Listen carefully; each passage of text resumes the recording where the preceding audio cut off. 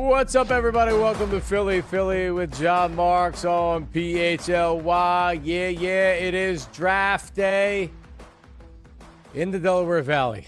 In 12-ish hours from now, we'll know what the 76ers will do with pick number 3. Are they staying at pick number 3? We'll talk about it all coming up. Philly with John Marks is always brought to you by BetParx, as we welcome everybody watching live this morning on YouTube, on Samsung Plus, on Xfinity, on all of our fast channels. Good morning to you, as we have so much to talk about today, and we do. Phillies lose last night. More of that coming up in Block B. 76ers, what will they do at 3? The draft starts with the Sixers at 3. What will they do? Well, it sure seems like, if you ask anybody, that VJ Edgecombe, the guard from Baylor, will be the choice. You can't get many people that are saying otherwise. He's a heavy betting favorite to go to the Sixers at 3, which makes me wonder, can it really be this obvious that this is what the 76ers are doing? Okay, Cooper Flag, yes. Okay, Harper, too. We know based on talent, that's where they were going to go. There's been no wondering with that. That's why it's been the draft starts at 3 with the 76ers. So Ace Bailey was thought, especially very early on, to be the 3rd overall pick based on talent. He's right there at 3. But then we know what's happened. He hasn't wanted to work out for teams. His interviews at the Combine came into question. He was called immature. People dug a little bit deeper at his game in Rutgers, bad shots, etc. So it seemed like he is scared, or the Sixers are scared away from him. And can it really be this predictable and easy that this is what the Sixers are doing at 3? Are they taking VJ Edgecombe and that's it? And we don't have to sit here and be like, I wonder if Daryl Morey's got something else that's cooking. Does he have something in the crock pot and he's going to put it on warm, and all of a sudden he's going to open up the lid and bam, he's going to trade back? Or there's a player who's going to take a 3 that's not VJ Edgecombe. I will say that there is a chance, not a great chance, but I think there's a chance, probably more than we realize, that there is a potential trade back where they feel like they can get the player that they like, or they would say is similar to VJ Edgecombe, because there's the tiers, right? There's tier 1 players, which the Sixers aren't getting, and then you have kind of the next level of guys. And if you're not going to take Ace Bailey, then you have a VJ Edgecombe. Then you have a Jeremiah Fears, who is now going up a lot of mock drafts. You have Trey Johnson, who maybe could be a guy that the 76ers really, really like, but they like, hey, can we trade back and get him? He's a shooter. He's a scorer. He wants to score. He can score. VJ Edgecombe is a kind of do-it-your-all. That talking to Tyler before the show, the comp for VJ Edgecombe is Russell Westbrook. Like, okay, that means what? You don't think he can shoot, but he does a lot of other things? Plays defense, rebounds, assists, has that mentality that you're looking for? Yeah, I think that is what that means. But for the most part, and I've been saying this for a long time, I saw David Murphy wrote this morning as well in the Inquirer, that the pick that the 76ers are making tonight should have nothing to do with Joel Embiid. Because when VJ Edgecombe or Trey Johnson or whoever they select in tonight's draft is entering his 3rd or 4th year of his rookie deal, and you're hoping that he is entering or in stardom, Joel Embiid is not going to be here. So sure, all else being equal, I would love to get a player that is going to help the team this year. And I think with Edgecombe or with Trey Johnson, you're going to get that. But still, like when I look at this draft pick tonight, I am not looking at the 2025, 2026 76ers. I am looking at this independently of that. The Sixers can't miss on this pick. And I'm not telling you take the safe pick because that's the safe pick and you can't miss it. No, like you still have to get a really good player. And I think you can get that with Edgecombe. But Ace Bailey, to me, drafting him with kind of the way that he's handled this draft process. Oh, and by the way, like the number 2 and number 3 pick, if you were to draft him third overall, were at Rutgers, and they didn't make the tournament.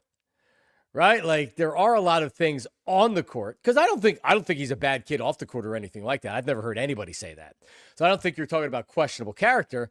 I think you're talking about immaturity and getting bad advice from an agent, from family or whatever to what he's doing. So Tyler, can we actually play it? So Ace Bailey, we had Keith Pompey on, I guess on Monday. And I'd asked him like, all right, well, what's your schedule? What's going on? Keith Pompey of the Inquirer. And he goes, oh, well, I'm going to be up at the draft. And I can't wait to question Ace Bailey on why he's not working out for teams and why he wouldn't work out for the 76ers. So Ace Bailey was asked all of this. And Tyler, it's a longer cut. I'll tell you when to cut it. But he was asked about the questions about all of this. Here is Ace Bailey.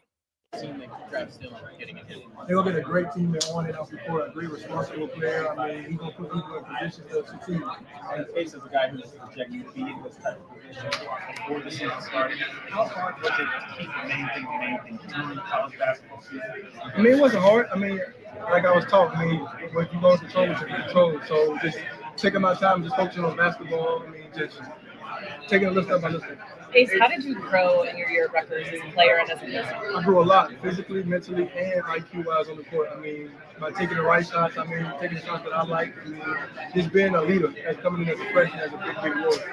Is there any concerns in how Hoopers all dreamed of being in this type of position? What does it feel like? Man, it's a blessing. First, I want to say thank God to be in a position. It's a blessing. Without him, this would be possible. And then, second, the hard work I put in for it, the sacrifices, all of it. Just let me know that I got a lot more to do, and I'm here, and they're working.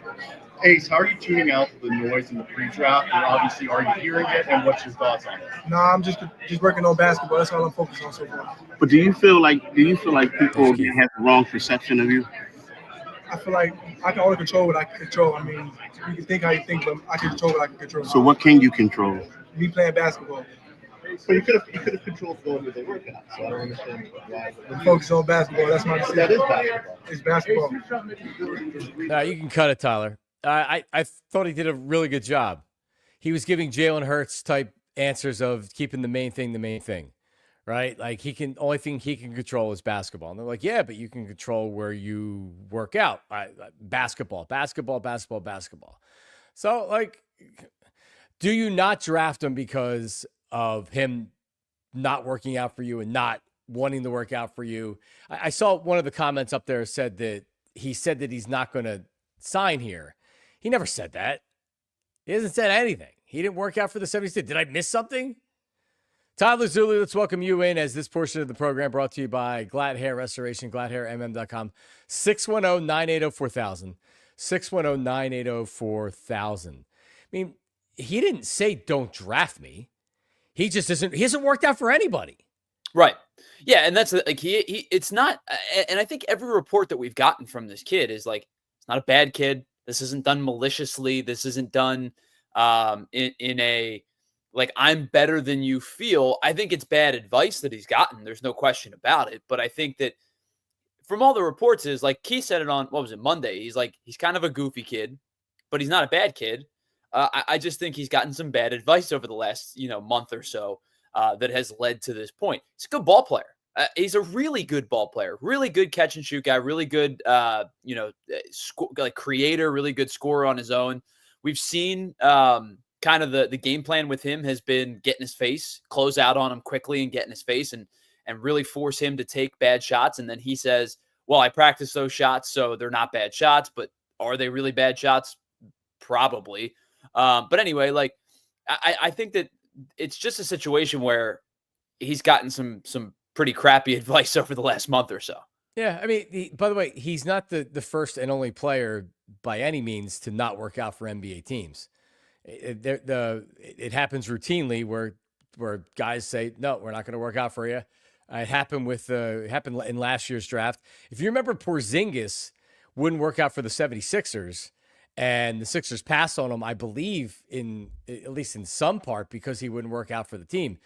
I mean, like, I think there's, because if you look at what the 76ers need on their roster, they need Ace Bailey. Like that makes it makes a lot more sense to what they need position-wise on the team. So it's actually a perfect fit for him to play. And I know they have Paul George, but like if they're worried about Paul George, again, I'm looking at the future. I'm not looking at Paul George. I'm looking at what player is going to be here for the next 8 to 10 years. And this is actually a perfect fit for Ace Bailey. So I think he's making a big mistake by trying to focus on where can he be a starter and play all the time right away with a bad organization. I mean, honestly, so here's where I am this morning, Tyler, the day of the draft. If you believe Ace Bailey is far and away the best player at 3, you take him at 3. He had, like, honestly, I think if you take the whole collection of everything with them trying to scare teams off, I have concerns about whether or not he's going to be an above average to great NBA player. Because you hear a lot of people that say he's a boom or bust. He could be the best player. He could be a guy that's averaging 11 points a game for a bad team and bouncing around and getting traded and everything else. And I don't know if the 76ers can lose on this draft pick right now. But if I'm Daryl Morey and I'm his staff and everything is telling you, no, he's the player you draft, then you draft him. Then you draft him, period. That's something you and I have talked about for weeks now. It's the discrepancy between the ceiling and the floor with this kid is probably pretty large. The ceiling might be limitless. I shouldn't say limitless. He's not LeBron. You know what I mean? But it's pretty high up there where, like, if this kid becomes the player that everybody expected him to be when he was, you know, a highly touted high school recruit, when he went to Rutgers and even up until recently, if he becomes the player that a lot of people expect him to be, he could be a star in this league. You know, I'm just looking at different write-ups and scouting reports on him. This is just one. This comes from The Ringer. They gave 4 traits. Here are his 4 traits: pull-up threat, off-ball defense, athleticism, ridiculous upside. I mean, everybody wants ridiculous upside, but the other 3 things, don't the Sixers need all of those 3 things? Yep. They need good perimeter defense. They need somebody with the ability to pull up and catch and shoot off the dribble. They need somebody with good athleticism. They need a scoring, wing, 3 play a little 4 and a bit in a small ball lineup type of player. That's the type of guy that they would love to have, especially as you mentioned, in a post Paul George, post Joel Embiid era. Like if you believe his upside is that the cap is that high, I do still think there's merit to selecting him. But I do also understand that his thought process of I want to be the guy, probably doesn't work in Philly. It might work elsewhere, right, but I just don't think it works here. Yeah, it's a great point. And we've talked about this before. He is going to be under the microscope. Now, sure, if they were to draft him and then, Embiid, Paul George, I don't even know how many people are going to be paying attention that first year. Like, if he can't crack the rotation, then it's going to be like, what's wrong? That was a terrible draft pick. He sucks and everything else. But once you get outside of that and this becomes, all right, now it's the future, where is this kid? And he, I thought he did pretty well in the press conference that he held yesterday. But that's not living day in and day out in Philadelphia, where we're going to decide whether we like you or not based on how you play, based on what you say. It's not an easy place to play. So is this guy built? He's not even 19 yet. So, I mean, Jesus, throw an 18, 19-year-old into Philadelphia as a top draft pick. That's one of the other risks. Like he doesn't, I was watching a YouTube reel, everything like you had said earlier, it's catch and shoot. But you know what? That's pretty valuable. It's pretty valuable in the NBA. He doesn't finish hard at the rim. I don't want to call him soft, but you question the defense. I saw Keith had tweeted out that he had told the media that he put on 20 pounds of muscle since the season ended at Rutgers, since he played at Rutgers. Well, damn, dude, I want to know who he works out with, because I need 20 pounds of muscle in March, April, May, June, 5 months. Yeah, right. I'll take it. we've also been told that he's anywhere from 6'7" to 6'10". So I don't know if that if those numbers are Probably fudged it a little bit. Are truthful numbers. So, well, and here's the thing. You talk about finishing at the rim. If you want the guy that finishes at the rim well, just all you have to do, and you can even, like, I know that looking at highlights is looking at highlights they're all good plays for every player. But if you want the dude who can finish at the rim, then you want VJ Edgecombe. Yeah. Right, like that's the guy who can get to the rim and finish there. Like he is going to go at you. He's going to attack you every angle, and he's going to get to the bucket. So it's not a bad spot for the Sixers to be in, because I think there are three guys. I know people talk about Kon Knueppel. He's a good ball player. I just don't think he's a third overall pick player right this moment. I think there's three guys you could target at 3. And after that, as always with any player, really, it's up to the player and up to the coach to determine how they're going to be utilized, right? If you take any one of Ace Bailey, VJ Edgecombe, and Trey Johnson, those are the three guys I think would be the pick for the Sixers. They have upsides and they have limitations, and it's about how much is Nick Nurse going to give any one of those three guys run. I don't know how much play they get immediately, but I would expect any one of those three guys to be contributors to this team at some point this season. Yeah. And when I say contributor, I'm not asking for them to be one of the top 3 or replace Tyrese Maxey or Paul George if one of them were to get injured. But I'm talking about, can any of them play minutes, 25 rotation? Tonight? Yeah. Yeah. Once you get into the playoffs, and we hope that happens this year, can they be a guy that comes off the bench and gives legitimate minutes? The impact Maxey had in his rookie season, right? Significant. That's what you need out of a top 3 pick. So we'll see. We'll continue to get into some more draft stuff coming up. Actually, you know what? Let's hear from Paul George if we have this, Tyler. So Paul George is on his podcast, and I don't watch any of these podcasts for the most part. And the best part of the podcast are the guys that are on the podcast with them that you have no idea who they.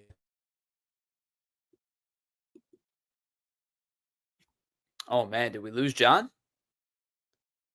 Well, I think what John was trying to say was the best part of the podcast is the guys that you have absolutely no idea who they are. There he is. Okay. I don't know what happened. Is that what you were saying? The guys that you have no idea? So because like, the random guy. Well, the random guy, and I don't know which guy it is. You'll see it. He's like, yeah, well, he hasn't worked out for any teams. It's like you just told the guy that the Mexico fell off from North America and is floating in the Gulf of Mexico. He was so shocked to hear that Ace Bailey hadn't worked out for any teams. It's like, come on, dude. Here it is. Let's just listen to it. Whoever that guy is. If I'm Ace Bailey, I can't get mad if my stock drops. He's canceled all workouts. Like, he hasn't worked out for any team. Not one team? No. That's crazy. He hasn't worked out for any team. He's tripping.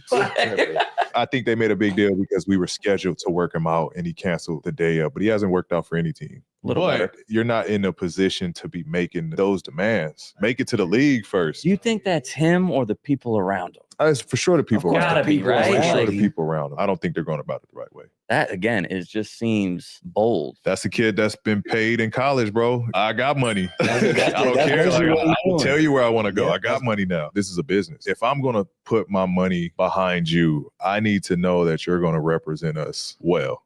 It's almost me before the team, before he's on a team. The guy's wearing a turtleneck, and he's got the shorts with the thigh meat. And I'm a certain age, man. If it's not at the knees, it's way too short. And I know that people don't wear shorts like that anymore. And the bathing suits I've had to adjust because you can't have shorts were very long in my day, right? So I've had to adjust even to the knee length shorts. That guy had too much thigh meat. He's wearing a turtleneck or whatever.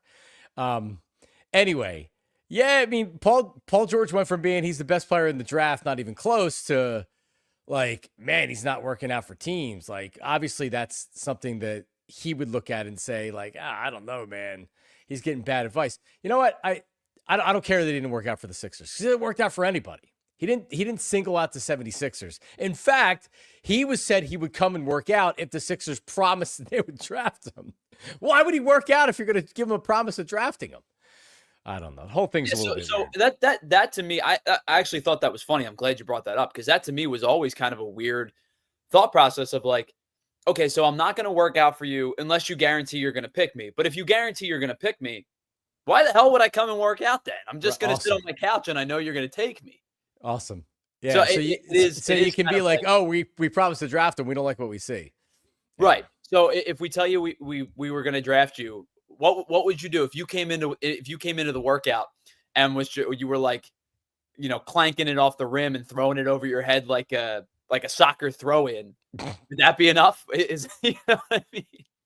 I mean, I don't know, man. Maybe just, and I'm honestly, I'm not even going to kill the kid because he's not the first one to do it. You see this, you see it. Won't be the last either. It won't be the last, and that's fine. And you know what? If they feel like that they want to go to this place, I think it's bad advice. If you want to go play for the Wizards, okay, great, go play for the Wizards. But they're trying to get him where he wants to go, which, by the way, happens all the time in all sports. Sure. Right?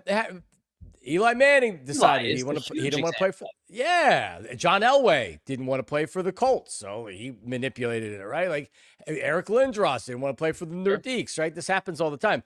But the problem is he's not in the same conversation as those guys. I guess he thinks he is.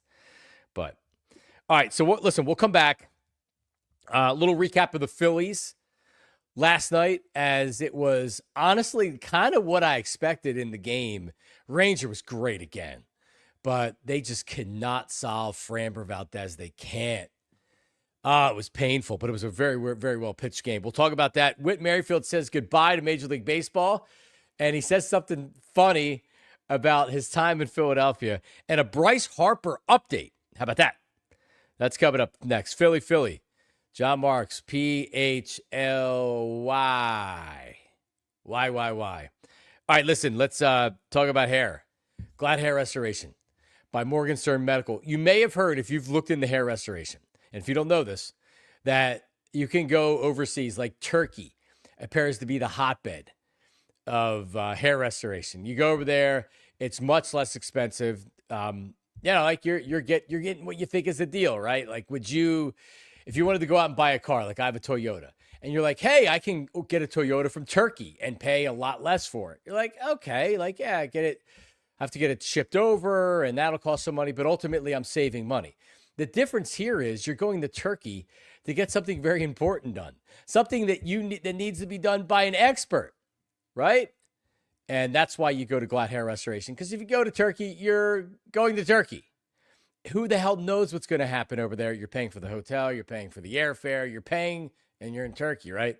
GLAT Hair Restoration is the only place you want to go. GLATHairMM.com or 610-980-4000. 610-980-4000. It's not.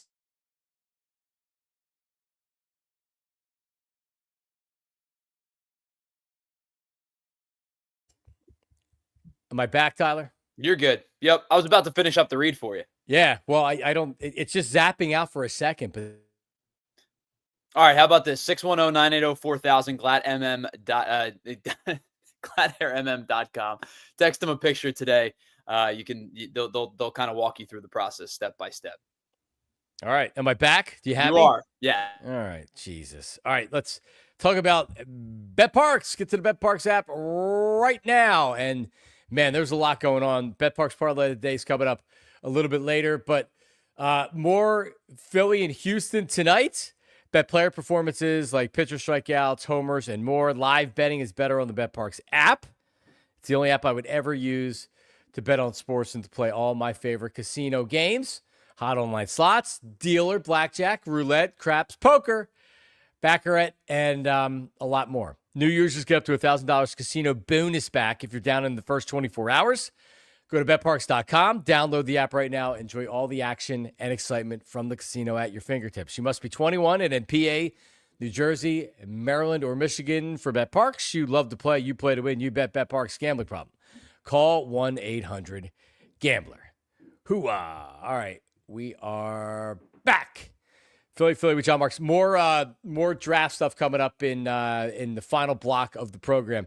I was looking through some of the previous Sixers drafts. I went all the way back to when I was a kid, and every player the Sixers drafted, I would think would be great. Like Kenny Payne who I think they drafted in 1989, a guard from Louisville.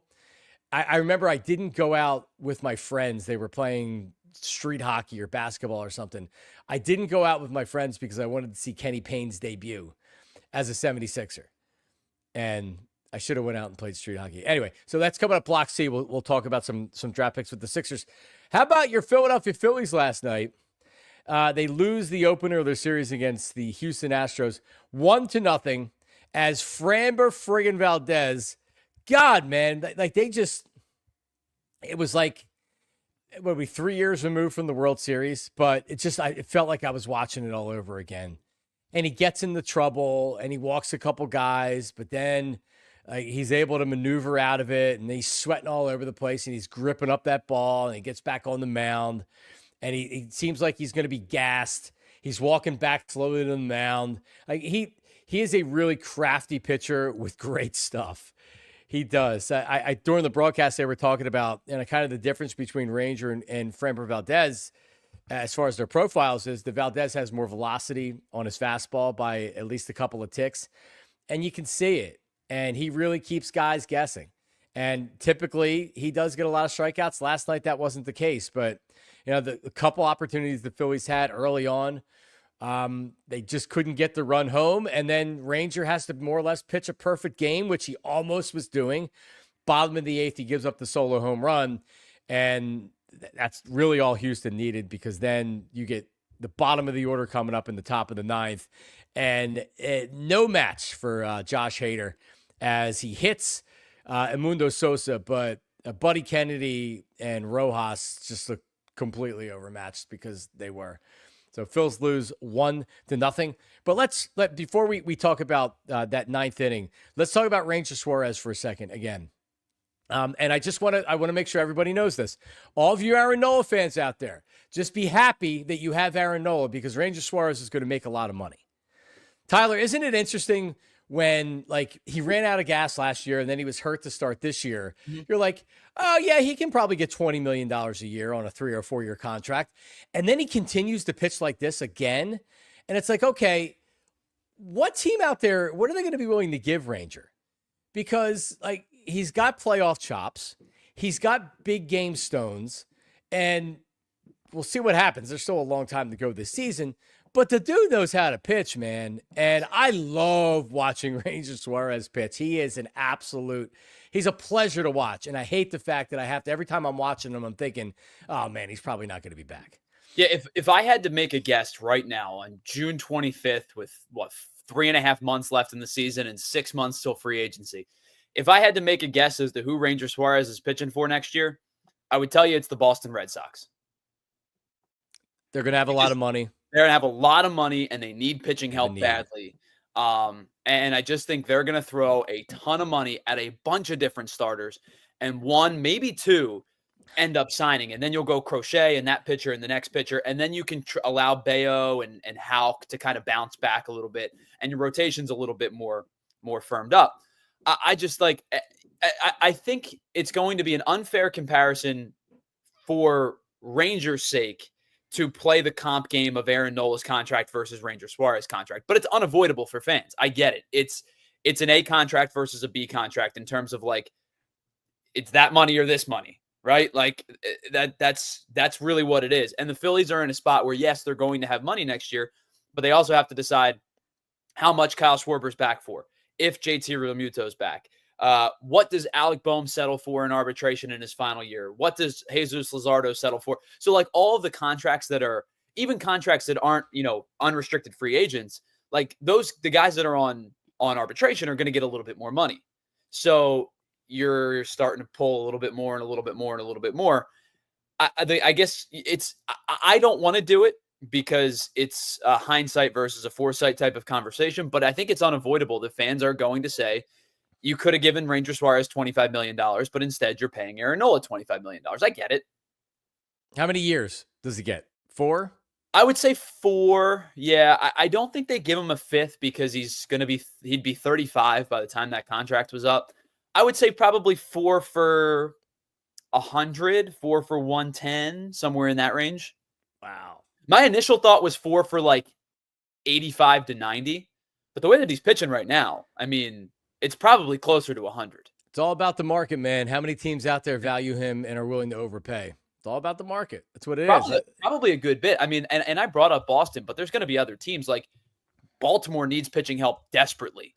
That's a team that might consider, overpaying for a Ranger. I shouldn't say overpaying, but paying a lot for a Ranger Suarez.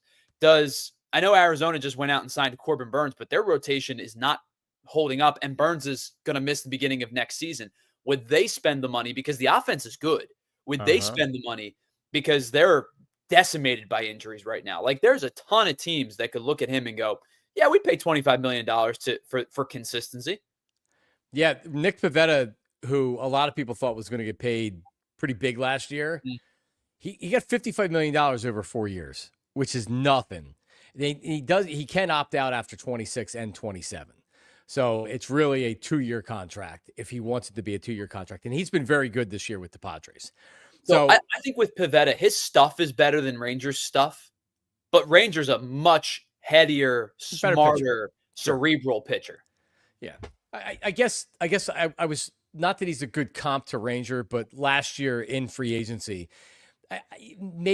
teams may be acting differently towards starting pitchers because so many teams have been burned before by giving guys like Taijuan Walker's not $25 million a year, but man, that's a bad contract, giving him $72 million. And all right, like he's turned it around and he at least is contributing now, but I don't think you have to worry about that stuff with Ranger.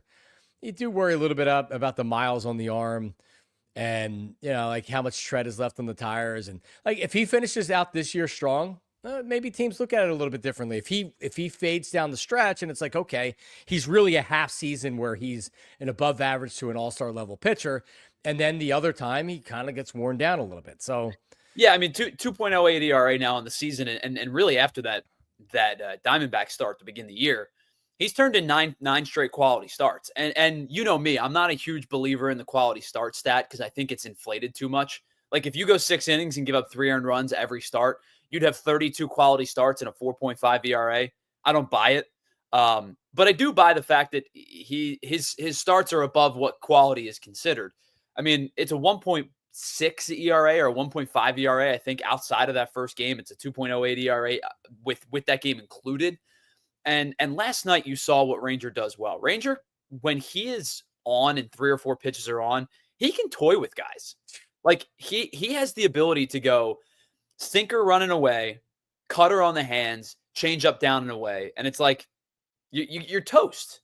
And he throws them in any count, in any situation. You never know what's coming. Yeah, like when you're right, when he can locate, and he was doing it again last night. Good luck. Yeah. And he was absolutely spectacular. Vince Pellegrini puts it up there, and it's a good question. Would you trade him at the deadline? We talked a lot about this, the bullpen aspect of it or whatever.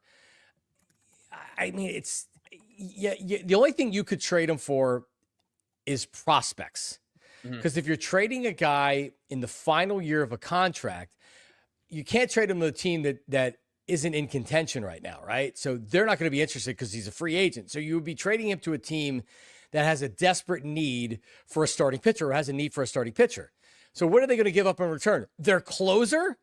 Who's going to give up their closer? Even for that, it's like then they have a hole at closer unless they have a guy that can slide right in.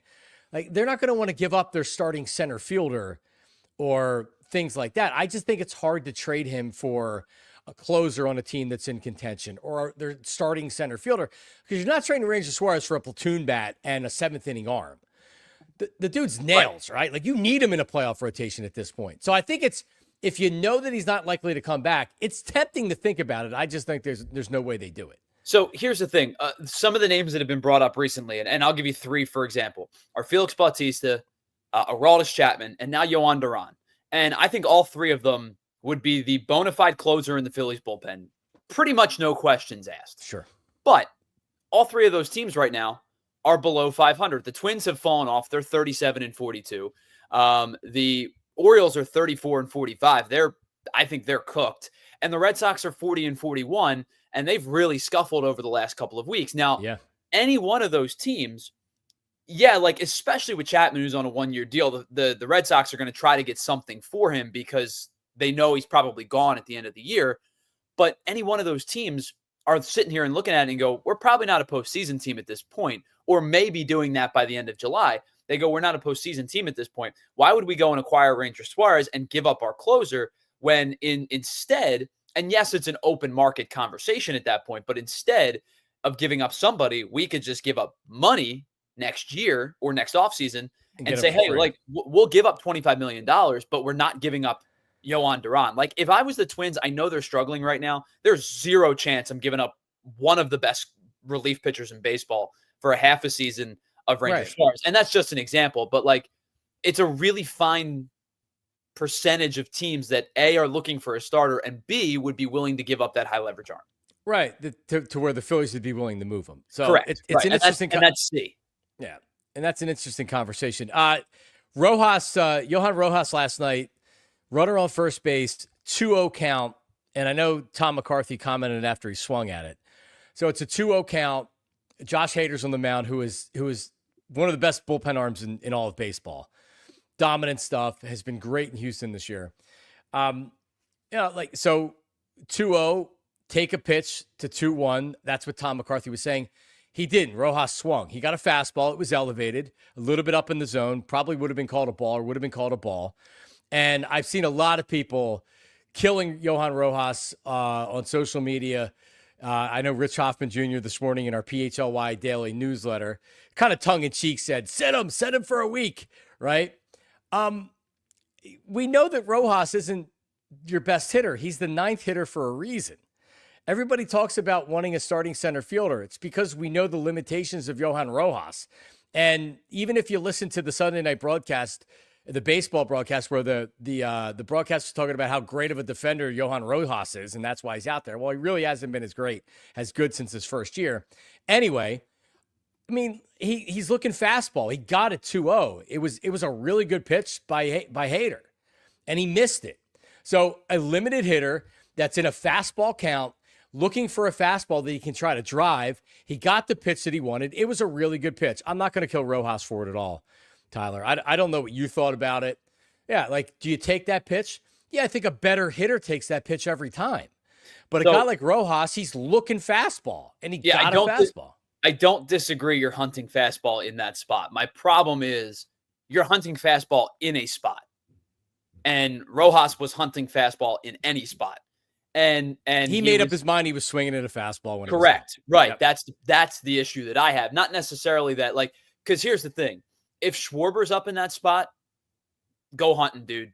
If Turner's up in that spot, who's hitting the ball well recently, if Bohm's up in that spot, who's hitting the ball recently, I'm okay with going hunting. Rojas hasn't hit in a month and a half. So for me, unless Josh Hader was putting a ball on a tee, I think in that spot, that is a take spot for him, because you have to force him to throw a strike. If he's willing to throw a pitch that potentially could get you to 3-0 to Yohan Rojas, then I think you have to live with it. I think my bigger problem with this, and I understand it was a lefty on the mound and the Phillies went righty heavy.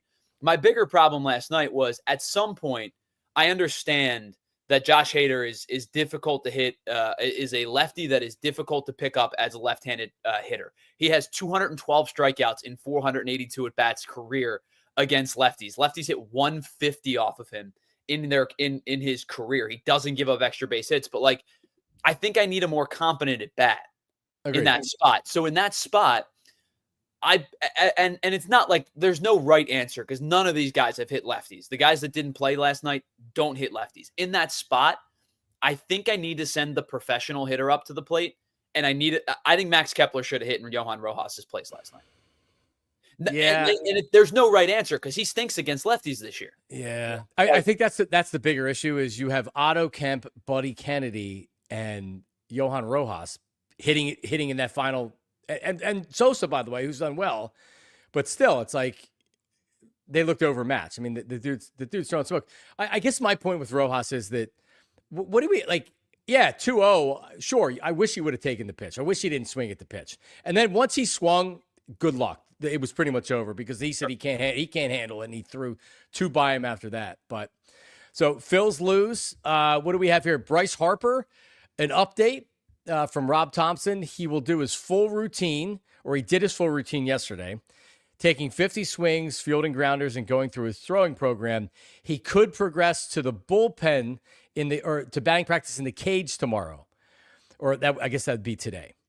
So it doesn't seem like he's going to be activated for this series, but he is progressing.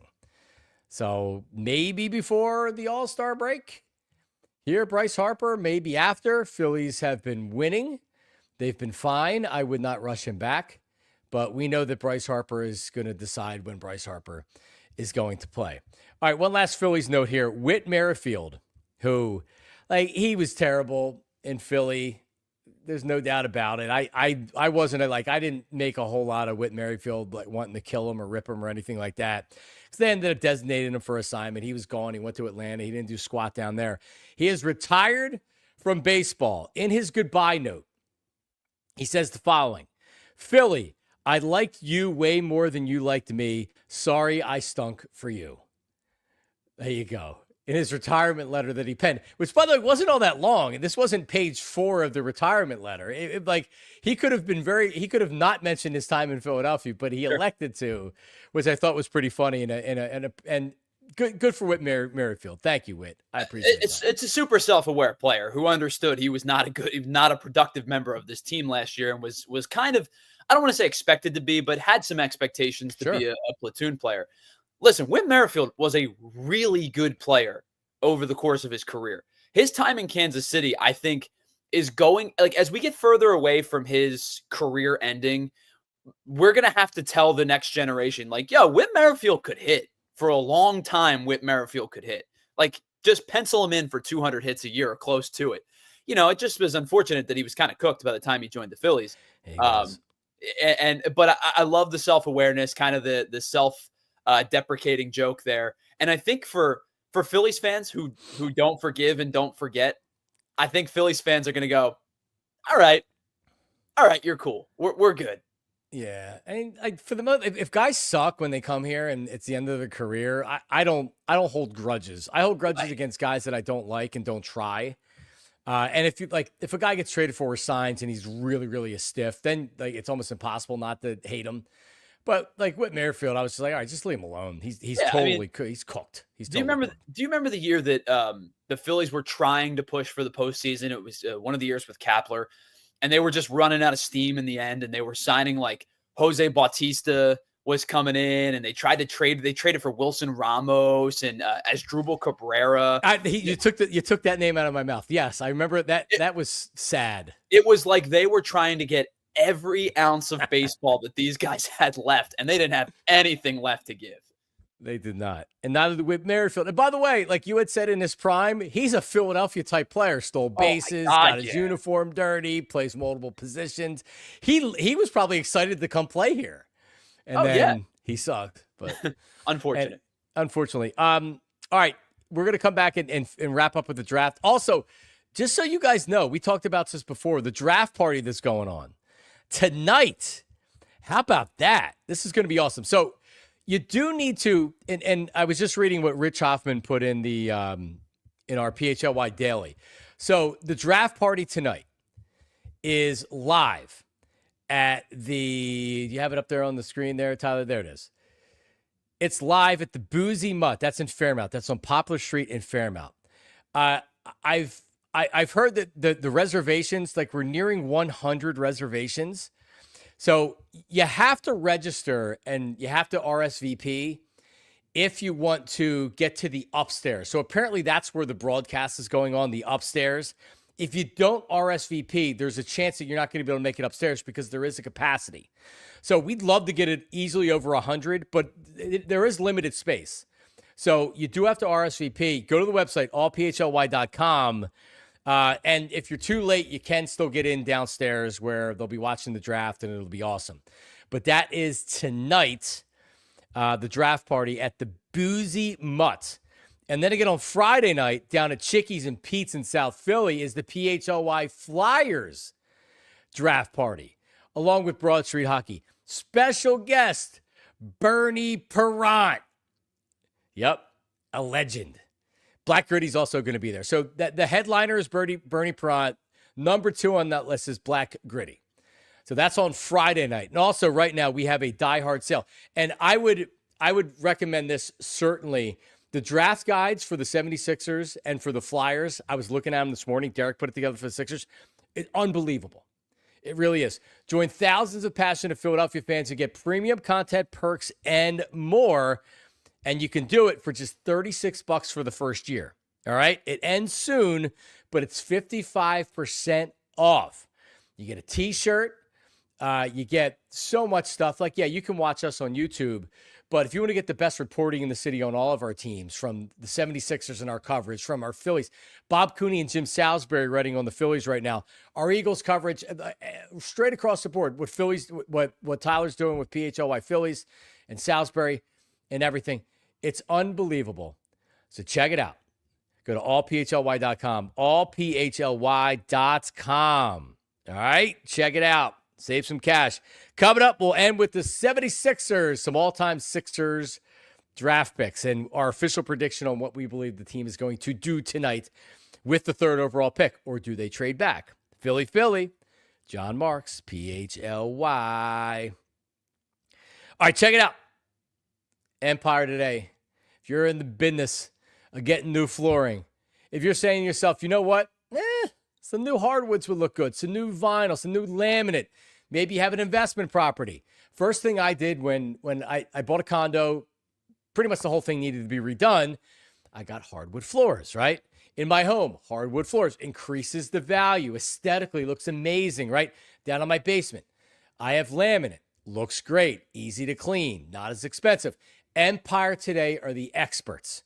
They can answer all your questions. How about a free in-home estimate? So check it out. They bring the showroom to your room. And why is that important?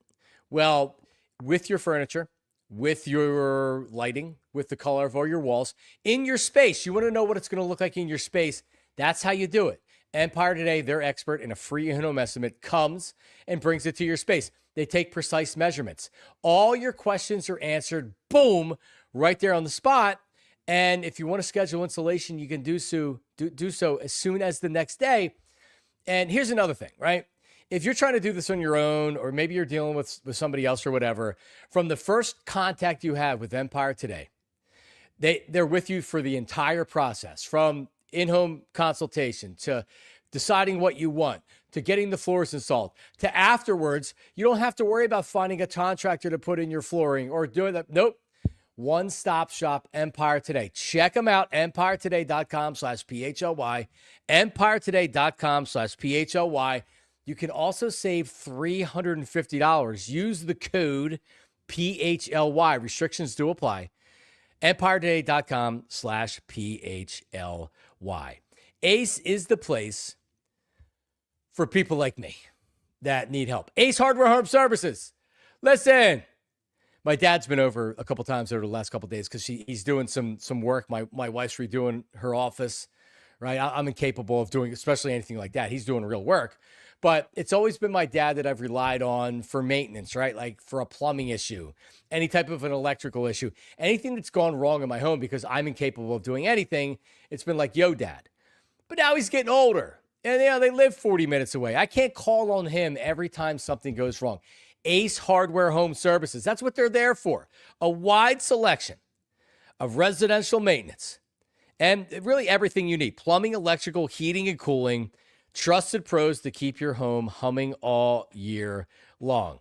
So it's hot out right now. What happens when the air conditioner's not working? What happens when your HVAC? Ace Hardware Home Services. It's been tough too. My wife always asks me when it gets hot. It's like, is the air working? Like, well, it's 102 degrees out. It's not going to get to 70 degrees just because you wanted 70 degrees in the house. It's really hot out. But if your air conditioning's struggling, what do? Ace Hardware Home Services. Everything that they do, they're ready for the next job, and they're bringing helpful to your home. AceHardwareHomeServices.com. AceHardwareHomeServices.com. Ooh-ah. We're back. Philly. With John Marks. All right, quickly, since Futz has been asking for the NFL collusion story.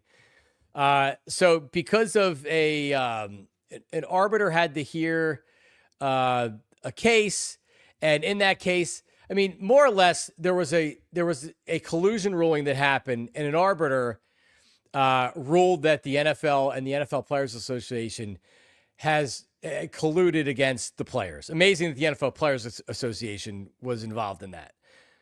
But like you have to realize that the NFL owners don't want guaranteed contracts. And the NFL owners are going to do everything that they can to not guarantee contracts. And the NFL Players Association, to this point, has not stood their ground and said, hey, we're not going to play unless you get guaranteed contracts, because they look at the amount of money that players are making, and it's a lot of money, and they say, you know what, it's not worth it to go on strike or anything like that. So, so what is ruled in this particular thing, and now it's being leaked out. And Pablo Torre, who is like become a star in investigative journalism, whether it's digging into Bill Belichick's life, or it's exactly what's going on with this collusion thing. But more or less, the owners were talking about not wanting the guarantee contracts. Is that on mine? I'm sorry. I'm trying to read something on the air, and then it's doing that. But there's been a confirmation in a 61-page ruling that has been now unearthed that longstanding suspicion that ownership meetings are collusion meetings. Remember when Roger Goodell talked about how the salary cap, and if teams are operating in the spirit of the salary cap? Well, that was a direct shot at the Eagles, because what the Eagles are doing, and when the players like Joe Burrow come out and they say, hey, what are the Eagles doing? They keep every player. The Eagles have figured out that if you spend a lot of money and you do it in a manner where you just pay money up front and then you cook the contracts and keep redoing them, you can sign whoever the hell you want, really, within reason. And really, like, the Eagles have signed everybody that they wanted to for the most part. And teams don't want that. Teams don't want their players saying, hey, like, you can do whatever you want. Well, like, no, what are we talking about here? Yo, you can sign whoever you want. And that's the spirit of the salary cap, which is the salary cap really isn't like the other league salary caps. It's, hey, it can be broken if we want to break it. And the Eagles have done that. So the arbiter saying that the NFL urged clubs to limit guaranteed deals, but didn't collude. Well, listen, when Deshaun Watson got that guaranteed contract, a lot was made of that within the owners in the league, which was do not guarantee contracts. So they're not allowed to collude. I'm sure there's going to be something that comes out about this, but they do not want it. And this ruling that came out is that there has been collusion within the NFL and the NFL Players Association. So there you go. Yeah, they may not want the owners to collude, but like, you don't think these rich billionaires are calling each other and being like, yo, don't give that kind of money. Like, give that kind of money, but don't guarantee any of it, right? Like you said, the Deshaun Watson fully guaranteed crazy contract was like a shot across the bow to the owners, where players then started going, well, he got it. Can I get it? Especially quarterbacks, right? Quarterbacks specifically are going to ask for more and more guaranteed money. And like, it would be, I think it's a unique situation, because I can't imagine, us regular everyday Joes signing up for a job and going, well, your salary is, I don't know, I'm just going to say a number, $50,000, but only 30,000 of it's guaranteed. The rest of it, we'll see. And I get it. Like, when you don't necessarily sign a contract for a regular job and it's a 2-year deal, right? That doesn't happen like it does in sports, but it just seems, it does seem so out of the ordinary for a regular person to go, I signed a $50,000 a year contract, but maybe I see 30 of it. Right. And maybe I don't see any of it. And so players are starting to go, hold on. Oh, what is this? And the owners are pearl clutching, which is nuts, considering most of them, if not all of them, are billionaires. The money they make, yeah. No doubt. And they're basically saying, well, don't give out the guaranteed contracts, because then we lose some power. Lose some power. Get out of here. So the owner of the Cardinals, and this was with the negotiation to Kyler Murray, and he's texting, not very smart. I think many teams will be happy with it once they have a chance to review. And he's talking about the contract that he got. Cleveland really screwed things up, but I was resolved to keep the guaranteed relatively low. Bidwell said in a text exchange. So, I mean, it hasn't been proven. Major League Baseball is colluded, in my opinion, with contracts and things like that. I mean, this is 100%. What they're going to do. The thing that doesn't make sense, and honestly, it's probably what makes the NFL great, because if you sign a guy to a contract, like Bryce Huff, you sign him to a 3-year contract. He's only here for a year. He sucks. You get rid of him, because like it's just about guaranteed money. If you sign a bad player to a real guaranteed contract, you're screwed. Like the NBA, you sign Tobias Harris, that's a guaranteed contract. You can't cut him and accelerate the cap charge and spread it over 2 years as a dead cap hit. You're screwed. And how come the NFL doesn't have guaranteed contracts when all the other sports have guaranteed contracts? Like of all the leagues that should have guaranteed contracts, the NFL doesn't have guaranteed contracts. It's probably what also makes it great is that these guys don't have guaranteed contracts and you can quickly move on. So yeah, I mean, from a turn the corner standpoint, sure. But like, I think we also have to understand, and I get it. People go, well, you're making, 7 figures, deal with it type of thing, right? I understand it's different. It's worlds different money than what, an everyday person makes. But I also think about it from the human perspective, where it's like, again, if I sign this contract and if I tear my ACL and you're going to put me on, injured reserve, and then the following year, as soon as I get off injured reserve and I get healthy, it's like, okay, well, we have an out now. See ya. Yep. Yeah, you can pass a physical. Oh, now we can cut you. Right. Exactly. It's wild. All right. Let's get to our BetParx Parlay of the day. How did you do yesterday, Tyler? I did not hit yesterday. I took Carlos Rodon over 6.5 strikeouts. It was funny. He had 3 after 2 innings, and I felt pretty good. And he ended up only having 5 for the day. So we did not hit yesterday. You hit, though. I believe you took the Astros money line last night. I did. I mean, honestly, the game was exactly what I thought it was going to be, which was low scoring. The Phillies can't solve Framber Valdez. It drives you nuts. He is so annoying. He's irritating. I hate the over-under for the game before the game started was 7.5. Yeah, I saw it yesterday. At one point, it was 2.5. All right, what do we got tonight? All right, so I had 2 plays that I was kind of mulling back and forth, and I probably should go with the pitcher who has a longer track record of being successful in this. But Mackenzie Gore is going up against the Padres, and the Padres don't really strike out at home. So I'm actually going to go to the Brewers and Pirates game, and it's Skeens versus Jacob Misiorowski. And this is going to be a really, really good pitching matchup. Misiorowski's been awesome since coming up from AAA. He's given up 1 hit in 11 innings, and Skeens is Skeens. So, like, this could be a really fun one. I'm going to take Misiorowski over 5.5 strikeouts tonight at minus 134. It actually has gone down a little bit. It was minus 132 this morning. So it's, I guess, been bet quite a bit. But I'm still going to take him over 5.5. He has 11 strikeouts in 11 innings. He had 5 strikeouts in 5 innings in his first start and 6 strikeouts in 6 innings in his second start. So he's right about an inning, a strikeout per inning pitched right now. I think he continues that trend against the Pirates team that strikes out a lot. I'm going to take him over 5.5 strikeouts in the Brewers-Pirates game. I like it. I'm bouncing back to the Phillies tonight.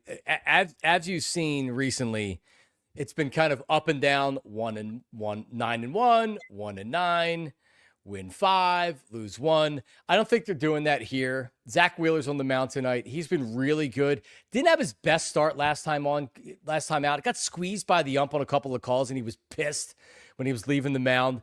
This is a clear Zach Wheeler. On the road, Colton Gordon, who's going for the Astros tonight, not great.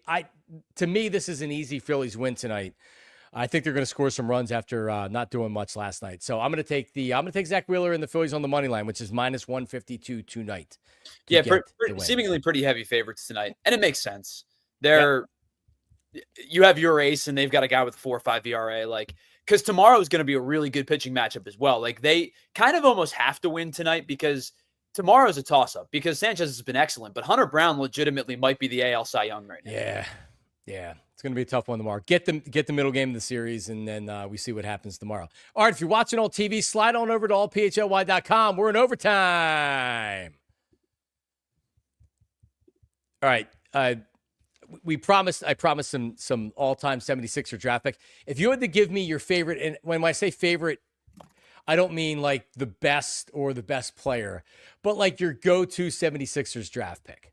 Earlier, I mentioned Kenny Payne in 1989. He's probably my go-to.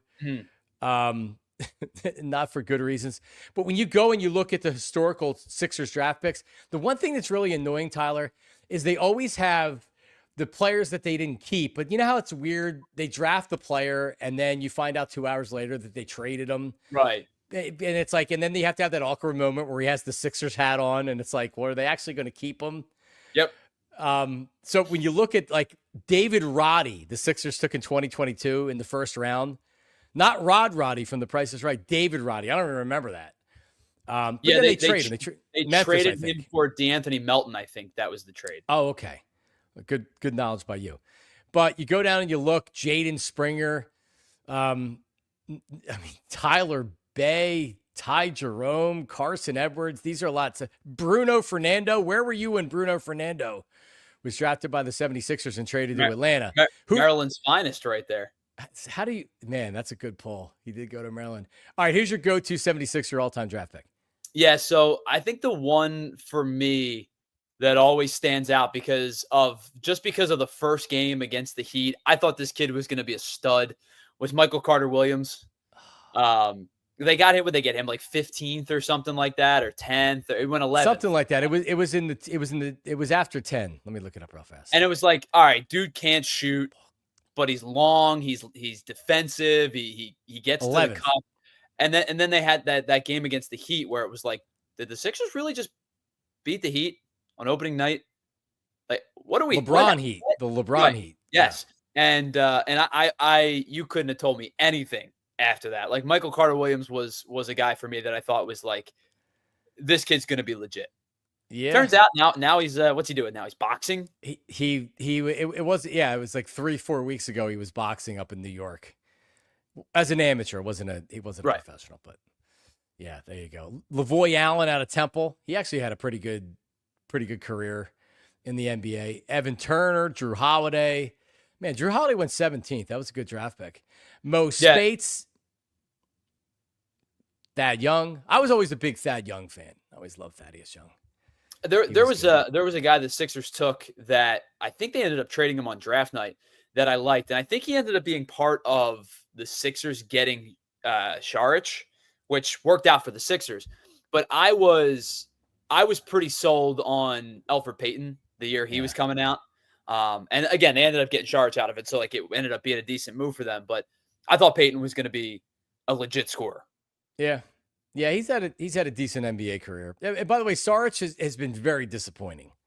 From the 2 years that we spent building him up till he was going to be the next Tony Kukoc and all this other stuff. And he wasn't a total bust, but he certainly wasn't the player that a lot of us envisioned. So he just opted into his like $5.5 million player option with Denver. And all of our cohorts at DNVR are like, all right, I guess buyout's probably coming. Oh, is like, that could right? you imagine opting into like a free $5 million? Not a bad gig, man. Not a bad gig. Not a bad gig. All right, what's your prediction for tonight, Tyler Zilli? Yeah, I think it's going to be Edgecombe. I still hold out thought that maybe the Sixers just say we love the upside of Ace Bailey and we're going to take him and we're going to figure this thing out. But I think if I were to rank the likeliness, I would go Edgecombe, Trey Johnson, trade down Ace Bailey at this point. I'm going Edgecombe at 3, but flip Trey Johnson and trade down. I think Edgecombe and then trade down. Yeah, I agree. I wonder if there's really any chance that they're considering doing something else, or if they're really just kind of like, yeah, we're going to take Edgecombe. He's our guy. We'll see. I think the hope of all hopes is the Spurs take somebody they didn't expect. Yeah. Because that I am sprinting to the podium for Dylan Harper. That would be, it'd be shocking, probably. All right, so our coverage tonight, make sure you tune in as we're going to have the best 76ers draft coverage of anybody in the world, not even the city, Tyler, in the world, in the universe. So make sure you're tuned in. and check it out. And if you can make it down to the draft party, that would be awesome. What do you have coming up today? You have a live show today, PHLY Phillies? Not going to overreact to last night's loss, but there's a couple of things. Like we haven't done a lot of deep dives into individual like decisions, but we'll deep dive yesterday's game a little bit more. Obviously talk about Ranger, how good he was, playoff rotation as we get closer and things like that. So it'll be a lot of Ranger Suarez talk today. Awesome. All right, everybody. We'll talk to you tomorrow live at 8 a.m. Our reaction to what the 76ers do. Remember our draft coverage really all day. Just don't go anywhere. PHLY. Follow, subscribe, like, comment, all that good stuff on YouTube. We will talk to everybody tomorrow morning at 8 a.m. See ya.